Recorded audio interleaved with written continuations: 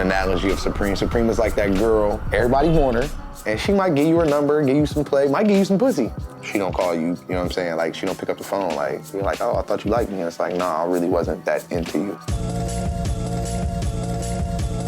Since opening in 1994, Supreme has been the most desired clothing brand for anyone involved in streetwear. From the jump, the brand has kept its inventory limited, releasing its product in small, exclusive runs. With a limited supply and an insane demand, Supreme is the most resellable clothing brand in the world, period. I think the only brand that has anything on Supreme is obviously Nike. So how long have you been waiting? Like 14 hours. Since like 9 p.m. last night. I came here yesterday, 7 o'clock. I'm buying everything because I'm a hypebeast, you know? If you don't know that this is how it is, then you haven't been here before. You just gotta get it, you have to. And you could even like trade Supreme for like weed and stuff. I think the brand is so fucking powerful that it's making me buy a fucking crowbar. Today, resellers have shifted the playing field. The way people get their hands on Supreme is no longer limited to buying straight from the brand. That doesn't necessarily mean that consumers are in a better position than before. Buyers have more options of where to buy Supreme, but these middlemen charge a serious markup. Do you like waiting in line or no? I don't, but I don't want to pay resale. So you're a reseller? Yeah.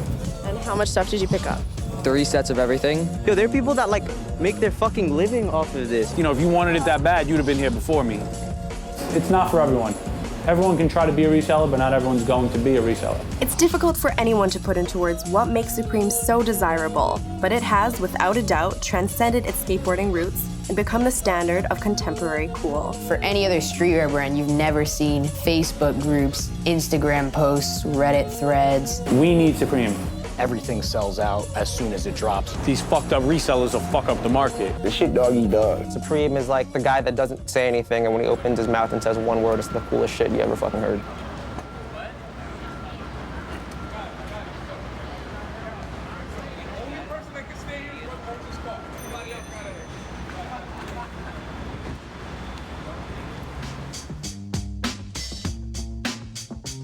When people think of Supreme today, they think of this kind of big streetwear brand that kind of like sets the bar within that world. But originally, the store opened up as like more of a traditional skate shop on Lafayette Street in New York, selling a lot of like hard goods for skating. Before founding Supreme, James Xavier opened Union, a legendary New York skate shop. He then helped open the first New York location for notable streetwear brand Stussy in 1991. 3 years later, Supreme was born.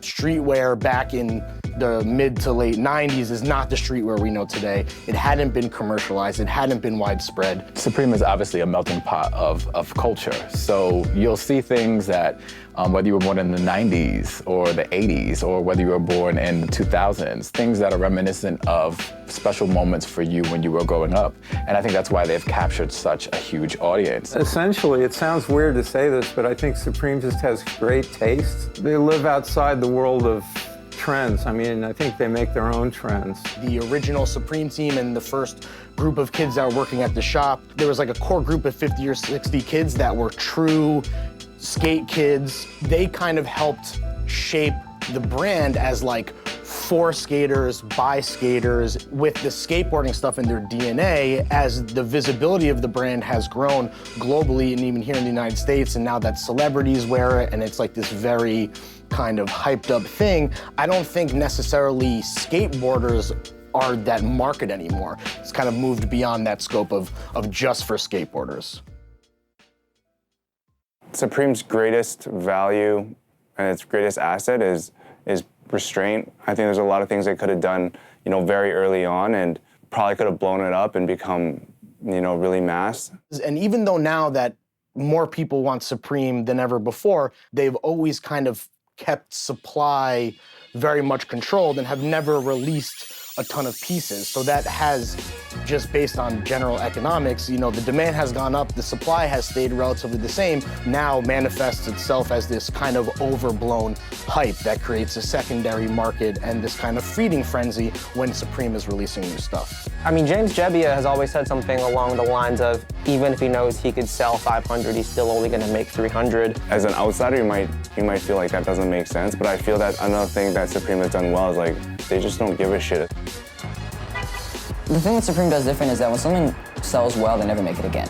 As opposed to other brands where if a model of clothes sells really well, they will continue making it until it dies out. Supreme, if something hits like it hits off the fan and it's a blow up that will never make it again in order for it to become hype. And that's what essentially makes the hype of Supreme. Producing things in large quantities is kind of a thing that is old hat and of the past. And I think a lot of businesses are starting to catch up to their business model, because when you make things in smaller quantities, of course, it makes it more special, it makes people want to have it even more. And the people that do get it, it brings up the value of those things. A lot of people will try to use limited edition as a selling point and as a marketing gimmick where it's like, oh, you know, there's only one of X amount. For Supreme, it's just, that's how everything is. If you don't get something on the day it comes out, you might not ever get the chance to get it again. You have other skate companies like a Thrasher or Vans or any of these other skate companies that pop up and do have longevity, and Quicksilver, all these things that were great brands. DC, they do great shit. But you can buy that shit anywhere. Within a 10-mile radius of here, there's 15 stores that sell that shit. Whereas Supreme, you can only get it here. You can't go to Marshalls, you can't go to Kmart. That's what makes it different than everywhere else. Supreme only sells Supreme. North America is home to just 2 Supreme stores. Unless you can line up in Los Angeles or New York, buying from a reseller is pretty much the only way to get your hands on Supreme. The international demand for the brand has skyrocketed, but like in the States, the shopping options are extremely limited. Europe has just 1 store in London. Asia has by far the largest demand and the most stores. Japan is home to all 6 of the continent's stores, with 3 located in Tokyo alone. What I have heard from folks that have access to the inside is that they're very hesitant to open more doors simply because they're unsure if they'll actually work within certain markets. I believe the truth to be is you can put a Supreme store in the middle of anywhere. You can put a Supreme store in Nebraska and kids will get there. The demand is that high for Supreme. It's funny observing the frenzy that goes on at Supreme. I mean, not too many stores close for a while, but every seasonal transition, they, put paper in the windows and, restock, and it's like really anticipated by their fans and their collectors and resellers or whatever you call them. And it's a really interesting thing you'll see in conversations and like message boards and on Reddit, like, is Supreme just a hype brand? And I guess it's all about who's wearing it. You could have somebody that doesn't know anything about the brand that is willing to wait in line or pay double for it just so that they can be a part of it. But there's also people that really just love the brand, love the quality, and love the way the clothes look on them, and are not really interested in making so much of a statement as staying consistent to their style. I don't think resellers are necessarily a good or a bad thing, but they are a byproduct of a culture fueled by the need to sort of have one thing that not necessarily everybody else has, and also wanting to like flex on other people because you have something that they don't necessarily have or can't get. And that sort of helps create the cachet of where Supreme is at today. What is so special about this job? The money you're about to make. Are you reselling? Hell yeah, what the fuck? Do I look like a herb right now? The resale prices of rare Supreme products can be jacked up as high as 1,200% above the original cost. Supreme's graphic tees usually run you between $36 to $44. But items like the Supreme Japan Snakeskin Box logo tee will resell for as much as $550. The Kermit the Frog tee, $600. Are you reselling any of this? Oh yeah, I got 3 people online. This is for me. The first set is for me. I go in for me. But I got 3 kids online that I pay to come out here, and all that's for the resale. That's for y'all, so How much are you gonna resell from this drop? I've already sold 2 shirts, pre-sold them on eBay for $250 a pop. And how much retail were they? $44. Do you think they're worth that much? Nowhere near. But I mean, at the end of the day, it's worth whatever a fool's willing to pay for it, so, Back up! Back up! Fellas, you gotta get inside the car! New Supreme products always create a massive level of anticipation. But the most hyped release in the brand's history was set for April 4th, 2014, when it collaborated with Nike on the Foamposite 1. Hundreds of people showed up the night before, creating a frenzied crowd that flooded the Soho streets around Supreme's New York shop. The hopeful shoppers caused so much commotion, the NYPD canceled the release. There was some trouble with the police yesterday, when the main crowd was out here. The police sprayed a little bit of pepper spray, and they kind of pushed and shoved a bit. Technically, the line starts on Thursday morning, but fans who have the Supreme, they start whenever they want. I can't even just put into words how the block was, yo. It was like a stage almost, it was literally yeah, we coming in. people started panicking. Chaos. I felt like niggas was hiding under cars and shit. Like, the shit was crazy. A couple people fist fought in the line, we had to throw them out, break it up. It happened twice, 2 girls fighting. All right, I'm gonna come clean. I stepped on 2 people. On some real shit. I'm coming clean. I trampled 2 people. This event is officially canceled. They haven't given a future date. There is no reason for you to be staying around here. That's where I would say Supreme made a turning point towards complete reselling. Value on everything really went up.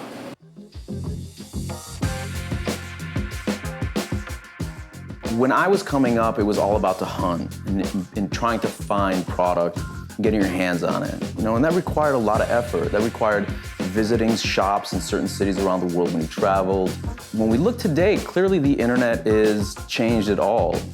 You can simply go online and look up a hashtag for Supreme, and it's very clear that that product is really hitting a much larger, I wouldn't say mainstream, but a much larger, much wider circle than it had in the past. I think reseller culture is a direct result of brands like Jordan and brands like Supreme making things that everybody wants, but not necessarily everybody can have.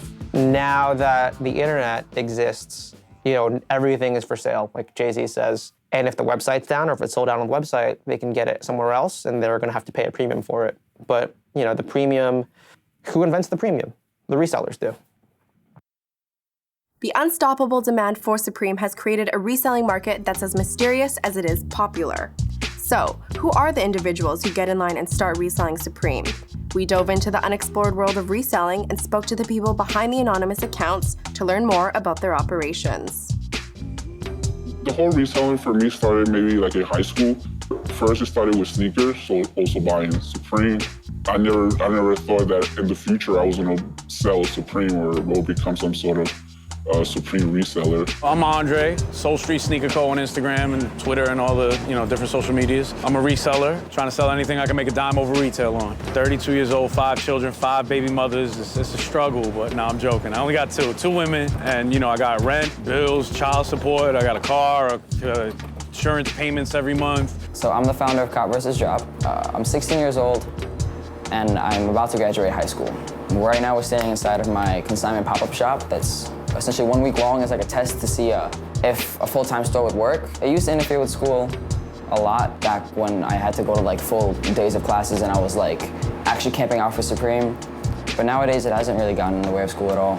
I buy and sell Supreme. Sneakers as well, but mostly Supreme. Everyone and anyone wants to be a reseller. I first started reselling at the beginning of 8th grade. I really started with sneakers. I don't know, I always missed Supreme drops because they were always during school. I didn't actually start with sneakers. I started wearing Supreme. About a year ago, I started getting serious about reselling. I live in New York City. I go to school in Lower Manhattan High School. I'm a senior. I'm 17 years old. I own Supreme Con, which is a Supreme and sneaker convention where people can buy and sell and trade Supreme and sneakers. When reaching out to resellers, almost all of them were hesitant to participate. And those that did asked that their identity be hidden. When asked why, It's not my intention to be anonymous. I just don't want people to focus on myself. I want them to focus on what I provide for them. I'm first a collector and second a reseller. only one reseller was willing to reveal his identity, hoping that it would help build up his clientele. All publicity is good publicity. Soul Street Sneaker Co. If this interview helps me land a couple good high clients, then it's all the more worth it to me. I'm not a shy person. I'm out here. I resell. This is what I do for a living. A doctor doesn't hide, the fact that he does surgeries. I don't hide the fact that I'm out here buying stuff to resell it. They're scared of the store. They're scared of the repercussions. Supreme isn't a big corporate entity. It's not like a Foot Locker or a Foot Action or H&M or some company like that where, they can't stop you. In reality, legally, maybe they can't stop you as Supreme, but they will stop you. You know what I mean? You can go in there and ask for a size and they'll tell you sold out and give it to the guy behind you. There's nobody to complain to. You can write as many emails as you want and they probably won't get you anywhere. It's crews that really do this shit, you know what I'm saying? And come down and post up, come through, pairs, we out. We sending them off to Iowa, we sending them off to Missouri, because everywhere don't get the drops that we get out here in New York. So I respect that right, you know what I'm saying, with the reseller game, you know what I'm saying, to the motherfuckers that ain't in New York. Resellers use a number of different channels to sell their product. While eBay was popular in the past, it seems as though Instagram is the fastest and most efficient way to get your items out there. Most of my selling comes from my Instagram. You know, just people hit me off of Instagram. I post pictures, pre-orders, or post what I have on the back end. And, you know, people will contact me, text me, direct message me, and let me know what they want. Thankfully, there's a trusted platform like PayPal that lets you, you know, buy with confidence and sell with a good degree of confidence. You know, if a guy has a strong invoice, you know, he's probably not going to scam you. Even if you get scammed in the front, you'll get your money from PayPal off the back end. The biggest challenge is showing, like, one, you're legit, and two, you have the stuff. Once people know that you're legit and that you have the stuff, you blow up really fast. Because there's a lot of demand for it. It's just explaining to people why you should buy from me as opposed to that random guy on eBay. I would see Supreme drops, and I used to like Supreme more as a brand, and I'd be like, oh, I missed that, and I tried to go buy it on eBay, and I'd see these prices just insane, and I'd be like, well, there must be some money to be made here, and I just started going to drops and getting stuff and trying online, and yeah.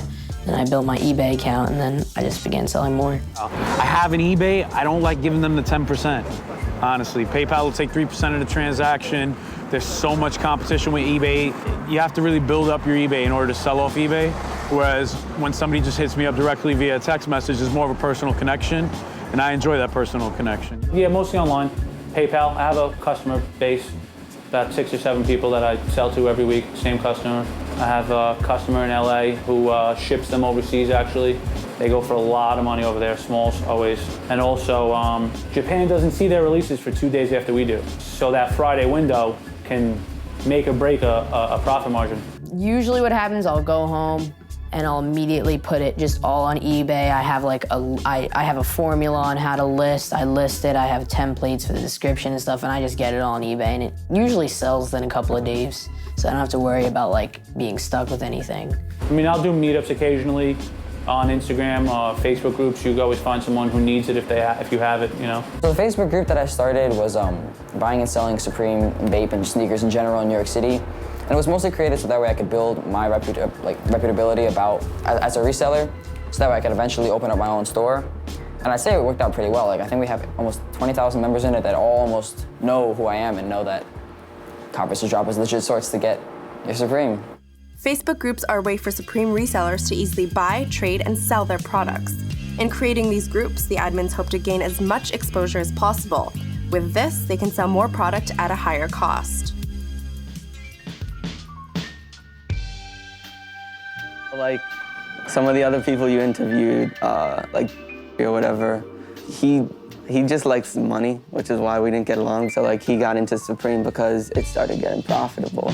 Like it's so populated right now because it's so profitable. As more and more people start to flip Supreme, a struggle resellers now face is increased competition on the supply side. Yeah, so I worked for other people in the sense that I would line up for them basically and buy them clothes, and I would get enough capital from that I would slowly start to save up and buy stuff for myself on the side as well, that I would sell on eBay or sell to other people and stuff like that. And then it got to the point where I figured if I can grow my own name large enough, I can actually sell other people's goods for them and take a cut. And that's how Conference's Job was created, was that I can essentially sell other people's stuff, take a cut from it, and not have to invest any money into it.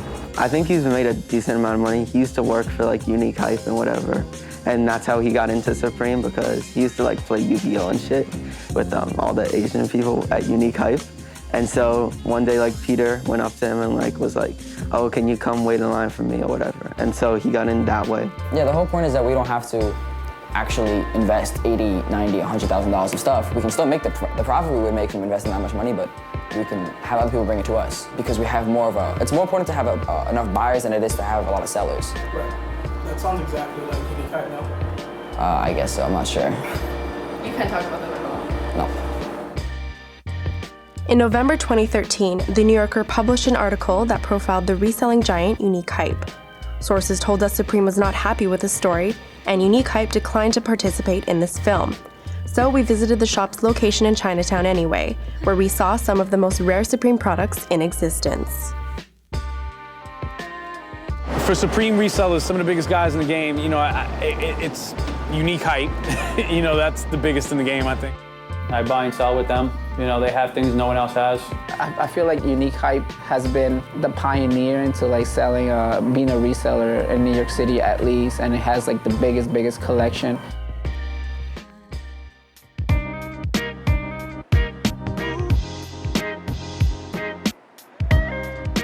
On any given Thursday in New York, a ton of hopeful customers will be lined up on Lafayette Street waiting for the latest Supreme drop. The lines can form as early as Wednesday afternoon and can become so massive they wrap around the block. Yeah, I mean, you can get a product any way possible. Dover Street releases them, Supreme New York, Supreme LA, if you have people over there. SupremeNewYork.com. If you don't have a bot, you most likely won't get anything. Camping, and that's basically it if you live in New York. Once the hype's there, it's not going away unless they stop doing the limited. So it's really the fact that you have to camp out for it that makes it so much more desirable. It's supply and demand. What makes a crackhead smoke crack? I don't fucking know. What makes a nigga want to fucking line up outside of fucking Supreme for 2 or 3 fucking days? I have no idea. Have I done it? Fuck yeah. Because I wanted my shit. You know, I'm amazed that people would stand online for long periods of time for anything. Right. Me, myself, I would rather sit. When you're out there at 3 o'clock in the morning, for example, and you're like the 5th person in line, or there's not a lot of people out there, you can expect that in the morning it's not going to be the same. The first 50 people are gonna be like people who who've been doing this for a while. Like no like regular person who's just lining up there to get it one T-shirt is gonna be the first 50 people, really. I mean, the line has changed, dramatically over the past year or two, I'd say. They have security now. They didn't really have heavy security the way they did before. I understand, these guys want to make money or whatnot, but there's a way to carry yourselves, and sometimes they get crazy, and they'll cut the lines, and they'll be rude and disrespectful, and sometimes it gets to where it gets physical. We try not to make it physical. I don't put my hands on anybody, but on that note, I have to protect myself. I think the security guards do a decent job. I think that in some ways they're corrupt, and whether it's manipulating the lists that they make. And they're all taking bribes too, so it's cool. Like, Security guards are? Yeah, all the time. Oh, fuck this. So people can cut the line? Yeah, if you have $100, go ahead. You're first. Really? Yeah, why not? Y'all see what we had on this list? Do you see what we're at on the list? All right, all of you people. What is your experience with the line? What do you think about it? It's just a bunch of fuckery, but you do what you do. Like, the tough ones get it. If you're not about it, you don't get your shit. So, you come through, you skip what you can, and, you try to weasel your way up there. Doesn't matter if you're a real nigga in the front, doesn't matter if you're getting skipped by 40 real niggas in the front. I might put that nigga on the line.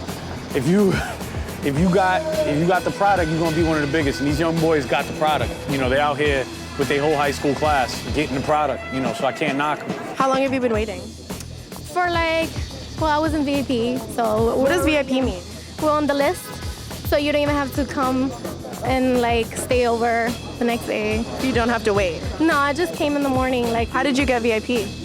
Because we have hookups with the security guards. They start cutting as soon as they get here. They start cutting all day, all night. We catch who we can. We put them in the back. I like to give people warning. Look, he just ran up. Everybody just runs right up, and it just happens all day long. So it's all business to know faces and know people, and I pride myself on that, but I can't be everywhere. Them 2 girls back there, bruh, way fucking back there. They was here since last night before the fucking store closed. They not crying, they not complaining, they not pushing nobody, they not acting stupid like niggas is in the front of the line.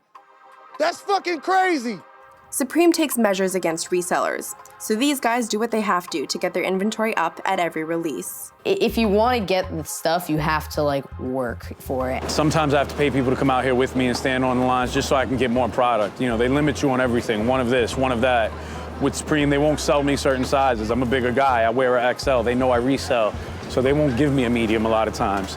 Maybe 1 out of every 5 times I ask for something in a medium, I'll get a size medium. They'll look at me and say, you don't wear a medium, you wear a large, extra large, so I gotta take the large, extra large. So if I want a medium, which will go for a premium dollar more than a large or extra large, well, I gotta bring a little kid with me. Supreme, obviously, for a simple reason, has a 1 limit per customer on all their products, because just to make sure that a reseller doesn't buy out the entire store. So if there's a t-shirt that's coming out and you want to get 10 of them, then you have to bring 9 other people to help you get that, and then you have to pay them, but it's all cost of doing business, because the money you make off the 10 t-shirts is more than the money that you pay the people. I'll pay people to stand online depending on who they are, how much they're worth to me as an individual, and how much the item they're getting is worth to me as an item. Because, they're kids I can bring out here online, and they'll stand online, but they're lifeless drones. They're not putting in the work to get in the front of the line. I'm here, you gotta yell. You gotta make sure he sees you, or else if you're not aggressive, not really aggressive, but if you don't make yourself heard, You'll just stay in the same spot and not move before you know they'll be gone. And then it also varies tremendously on the item. For a box logo, see, I might give a kid $50, which is worth more than the t-shirt itself, but I can sell the box logo for $250, $300, so it's worth it. Like, the way that I know that most of the people that are lining up for me aren't gonna run away with the money is I start out with a really small amount. So I'll tell them, hey, can you go buy me this t-shirt? The next time I'll say, hey, can you go buy me this hat and this t-shirt? Next time I'll say, can you buy me $300, $400, $500 of stuff? And sooner or later I'll get to the point where I can give them $10,000 and not have to worry about it like disappearing. Yeah, I had 2 campers that were lining up and I paid them, I think, each $1,300 to get me what I wanted, and they just never showed up. So what happened? They got away with the money. When people are first introduced to the resale market, prices appear insanely high. But like any marketplace, the prices are what they are for a reason. To know what sells and to know what to buy from Supreme is just, you have to gain like the feel for the market. You have to understand after like a few years like what to hold on to, what will go up, what will go down in value. It's really something you can only learn over time. At least for me, it's hard to know every week, or at least when the preview drops, I always look through the pictures 100 times and see for myself what items can potentially sell. With shoes, it can sometimes be tougher, but with Supreme, there's usually like items that like, because everyone talks about them, like there's just certain items like you know will like sell out immediately. Like anything, the box logo tee, box logo hoodie. Box logo t-shirt is probably one of the most coveted items in Supreme, period. Either the hoodies or the t-shirts, and they always sell out. So that's a no-brainer. You buy it and you know that you're gonna make some sort of profit. The box logo's coming out, you know, and this only happens once a year. So you just gotta get it, you have to. I don't know, it's just like everybody loves it. It's got like just like such a clean design, just like a simple box, white t-shirt, like you can't go wrong wearing it. And why is this shirt so special? Because it's Supreme. Like, everybody loves it. Even if I'm not a huge Yankee fan, but I'm just gonna get the t-shirt, this box logo. Even though you see it everywhere, Supreme's box logo isn't exactly original. The white feature typeface on a red background was directly inspired by the work of American artist Barbara Kruger. She never spoke on the connection until 2013, when former Complex editor Foster Kamer reached out about it. Kruger responded with a blunt statement calling Supreme a ridiculous clusterfuck of totally uncool jokers. I mean, I try to sell my items for double retail, just because sometimes you'll get a shirt, for instance, it's 50 retail, I'll sell for 100, 110. Hoodies always double retail, you know? Most people who do consignment shops are either taking 15 to 20% for their stuff, but because hats and t-shirts and other things are much cheaper, we take a lower cut, because if we took a larger cut, essentially the seller wouldn't be making any profit. So we charge anywhere between 10 to 15% depending on what you're bringing to us. So they name their price and we take our cut after that. And for our own stuff, we base it off market value. Supreme Convention is basically Soul for sneaker, Preme for Supreme, which also then stands for just any other kind of like hype clothing that you could resell, like HBA. And basically, we announce a convention 2 months in advance, and you could buy a table for $65 to $100. It depends on like where the event location is. We try and sell like 60 tables, depending on where it is. We've gotten bigger over the past 3 conventions. And then we sell tickets for around $15, $20. They started at $10, but more and more people, just like more and more people are getting into Supreme, like more and more people want to come to the conventions. So the last one, we had like 700 people. Reselling has respect issues to it. You know, not everyone can resell. Not only you're making money off someone, but you're doing it the right way. You're not doing it like a grimy, you know, jerk off in the street who knows they're making money. You gotta be humble about it. That's how you run a business. It's not for everyone. Everyone can try to be a reseller, but not everyone's going to be a reseller. You know, you got guys out here reselling stuff that are selling it for extremely under market because they just need to get that dollar back. And I understand niggas is broke. I'm broke, I'm poor as fuck, be dead ass. I live in the hood, I got plastic covers on my couches. I don't got no money, poor. But, you know, I won't sit there and take something that's on the market doing $200, $300 and sell it on the market for $10 over the fucking retail just because I need that money I spent on it back. I'd rather sell it to another guy that's gonna make that dollar back. You got some resellers that actually just make the shit more available after the fact. In the Supreme community, sometimes, just like I said, you have to be sort of a collector first because you have to appreciate sometimes the items. And sometimes people do appreciate the items a year or 2 years ahead. So sometimes you gotta maybe hold on to items. A lot of kids try to sell at the same time, and the market is flooded with items that release the same week. Whether reselling part-time or full-time, Supreme's wild popularity guarantees there's money to be made. Since I started reselling, I've made a little over $5K probably. Since I've started reselling, I've made around $4,000. You know, I'm up pretty good for the year. I'm doing well. It was the first year I decided to settle down and like really just do the math and see if reselling was worth it, you know, as opposed to having a regular job. And I'm actually taking numbers for the year, and I'm up 17,000 for the year. So the conventions, each one I profited. Like the first one I made around $7,000, and the second one was about the same, and then the third one I made like $10,000. We've probably sold like 30, 40, maybe $50,000 of stuff in the past few months. But in terms of profit, I have no idea. I haven't checked in a while. I don't really want to say how much I made because I don't, like I said, it's not really about the profits or how much I made. It's more about, for me it's an experience. Resellers are typically hated for what they do, both by the consumers they sell to and the brands they profit off of. Despite achieving various levels of success, a reseller is usually seen as the bad guy.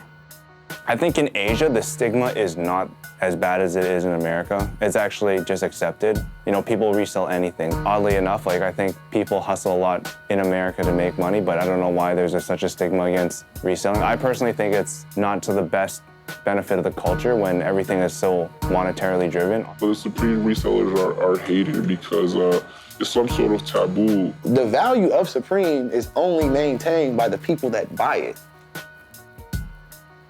who they don't give a fuck about. It's literally drugs. It's literally drugs. A crack dealer don't give a fuck about no crack fiend. If they wanted it to stop, they could make it stop very easily by producing 3 times as much stuff or selling to department stores or whatever, which they don't want to do. And as long as they don't mind sharing the profits with their customers, which in a way is kind of, you know, it could be seen as idealistic. But I do know that sometimes they know who sells, who tries to resell. So they know them because they line up every week.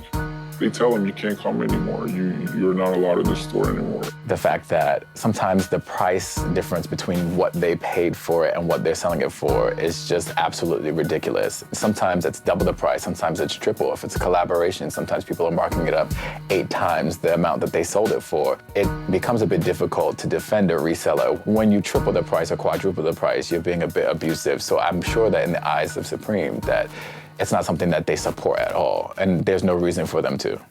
So here's the big question. What does Supreme think about resellers? It's no secret the brand isn't exactly a fan of the people who flip their product. In a 2002 interview with streetwear blog Riff Trooper, James Gebbia said he doesn't like reselling simply because it makes the brand unaffordable. If it were up to him, someone would buy Supreme only because they plan on wearing it and not selling. I think it's unfair to people who've been waiting a long time. I think life isn't fair, and they choose to be here, so that's on them.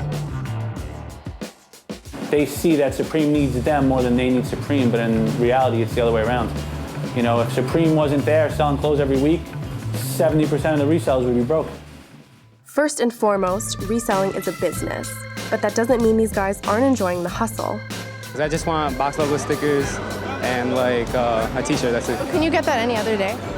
Yeah, you can, but camping out was kind of fun. Yeah? Are you a hypebeast then? Yeah, I'm a hypebeast. I've met some of my bestest friends online, man, and it's sad because, you know, we don't fuck with each other mostly unless it's on the line. But, you know, when you're on the line, we're friends again, till the door opens at least, you know? It builds a relationship. You're out there camping with the same guys over and over and over and over for every different fucking release. You're out here on the same line with the same people. You have no choice but to become friends. I know kids, and I respect them.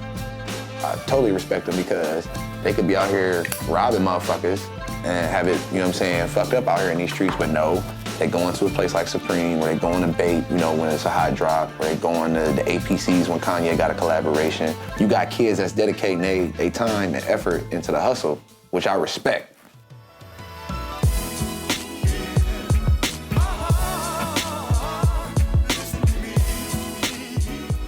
My family is supportive because they know that I'm working. they do support me 100% because I'm not doing anything negative. I'm just trying to put some money in my pocket. My parents just think like the whole culture is really stupid. Because I mean, it is kind of like nonsensical when you break it down. She's more of a mom, I guess, like more like get your grades up, stuff like that. And then my dad is like supportive, but he's also like following my mom because like she's like his wife, like.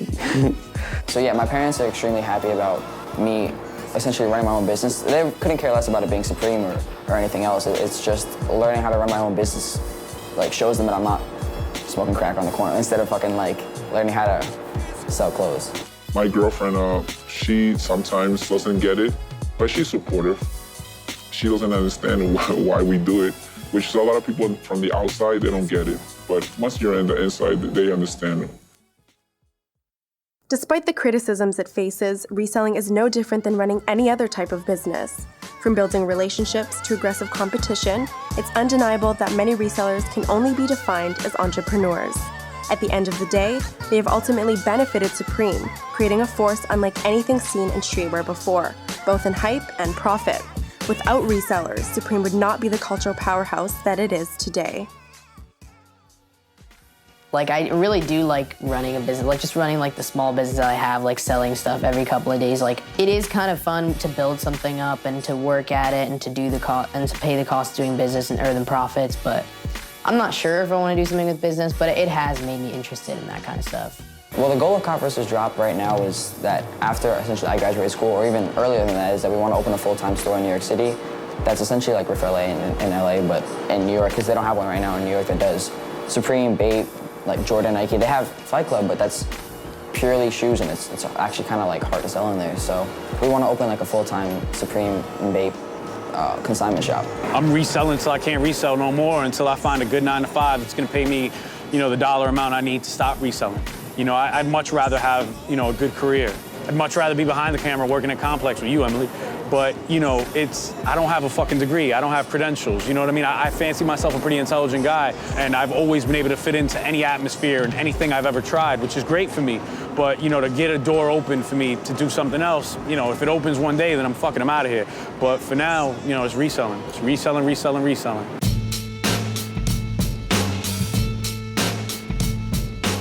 So it's an experience. Basically, you know, you eat McDonald's at 4 o'clock in the morning, smoke cigarettes, smoke weed, drink green, we get it fucked up, we get it krilled. You know how we rocking out here. And where do you get the money to buy this? I work. What do you do? I sell drugs. Well, right now I don't have a job, but hopefully my mom will hold me up until I get a job. I know what the fuck y'all doing. Well, I'm a high school teacher, so I know how kids are. Anything for fashion and to be cool and to fit in, so I think it's great. Tell us what we're waiting for today. You're waiting for a Michael Jordan Supreme release. And are you a fan of Jordan? Absolutely. And how many NBA titles has he won? I believe 10. And are you a Jordan fan? OD. And how many NBA titles has he won?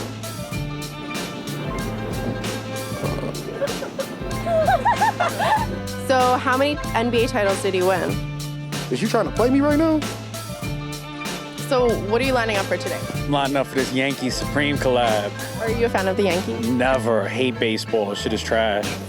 Why are you buying it? Because it's Supreme. So you're thirsty like that? Oh, tengo la sed. What do you do for work? You know, I trap. Nah. Okay, what else? What else? Oh, I got some. Oh, the bag? Oh, I got a tote bag. I didn't Oh. even read that. I'll wipe my ass with this later.